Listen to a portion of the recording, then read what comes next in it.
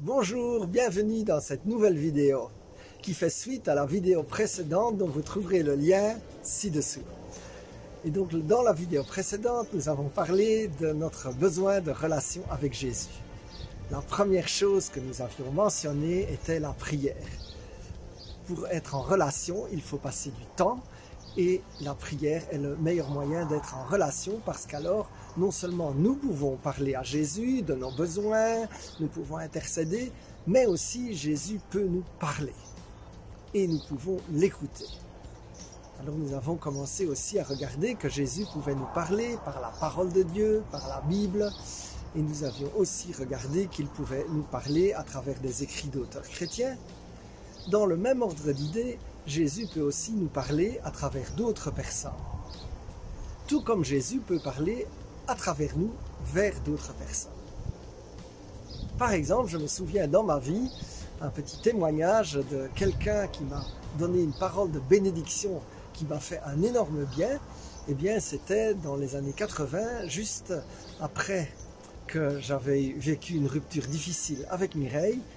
J'avais participé à une retraite et un des participants m'avait dit « Celle qui te rencontrera aura bien de la chance ». Ce sont des paroles de bénédiction. Ce type de paroles, 30 ans, 40 ans après, je m'en souviens encore. Toi aussi, mon frère, ma sœur, tu peux prononcer des paroles de bénédiction qui feront du bien au cœur des autres, même des années après. Et là, c'est un exemple où j'en ai reçu une. Alors, je voudrais aussi en prononcer sur ta vie, mon frère, ma sœur. Eh bien, je proclame que tes relations sont bonnes, que tu reçois la faveur de Dieu dans tes relations, que tu reçois la faveur de Dieu dans tes finances, que tu reçois la faveur de Dieu dans tout ce que tu entreprends, dans tes projets. Merci Seigneur que tu donnes cette faveur à mon frère et à ma sœur. Je te loue et je te bénis déjà, Seigneur. Une autre façon dont Dieu peut nous parler, c'est à travers des circonstances. Et donc là, c'est à nous de voir, parce que souvent il faut un discernement dans ces circonstances. Ce n'est pas toujours évident de discerner ce que Dieu veut dire, et souvent c'est plus facile après coup que lorsqu'on est en plein dedans. Mais il y a des circonstances, par exemple dans ma vie, où Dieu m'a parlé, et quand j'ai obéi, c'est le bon plan. Quand je n'ai pas obéi, ce n'était pas le bon plan. Je me souviens d'un jour où j'étais très enrhumé et je voulais aller en Angleterre, j'avais déjà l'invitation, on m'attendait là-bas et j'étais tellement mal, complètement grippé, avec mal de tête, que finalement je me suis dit ça n'ira jamais. J'avais pourtant prié pour que je sois guéri pour le week-end afin que je puisse y aller. Et comme le jeudi soir ça n'allait toujours pas, j'ai téléphoné à mes amis anglais en demandant d'annuler. Le vendredi, j'étais parfaitement remis. Et donc là, c'est un exemple où ma foi était faible parce que Dieu avait entendu la prière de guérison, il avait donné les résultats, mais je n'avais pas obéi. Dieu peut aussi te parler par le conseil d'autres personnes. Et lorsque tu as des grandes décisions à prendre, même si la responsabilité finale t'appartient, cela peut être intelligent de demander la sagesse d'autres chrétiens ou d'autres personnes en qui tu as confiance et qui vont t'élever. C'est très important de choisir à quelle personne tu vas t'adresser, parce qu'il y a des personnes qui ont l'art de tirer vers le bas et ce n'est pas celle-là dont tu as besoin.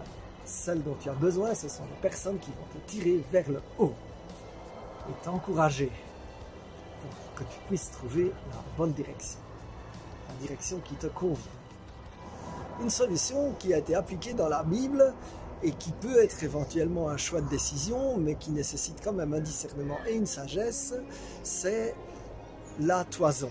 Dans la Bible, il y a une histoire où Gédéon ne sait pas ce qu'il doit faire.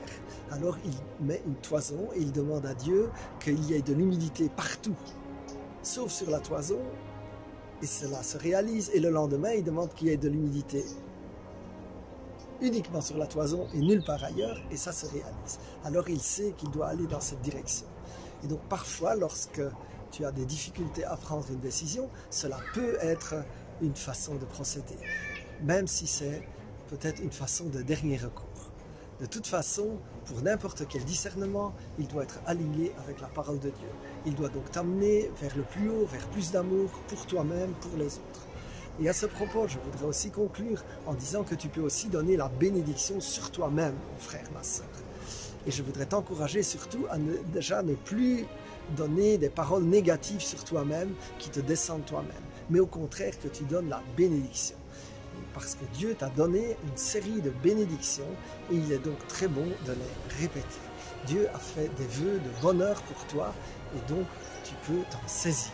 Et donc je voudrais terminer par une bénédiction qui vient de la parole de Dieu et qui est tirée de Siracide 34, 19. Le Seigneur garde l'œil fixé sur ceux qui l'aiment, puissant protecteur, soutien énergique, abri contre le vent brûlant, ombre sous le soleil de midi, il protège les siens des obstacles et les empêche de tomber.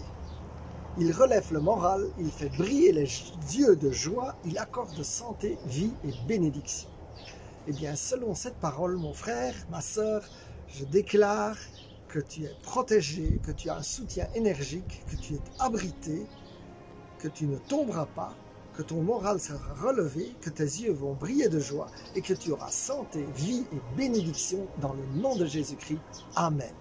Je te remercie de m'avoir écouté, de m'avoir regardé et à très bientôt pour une prochaine vidéo.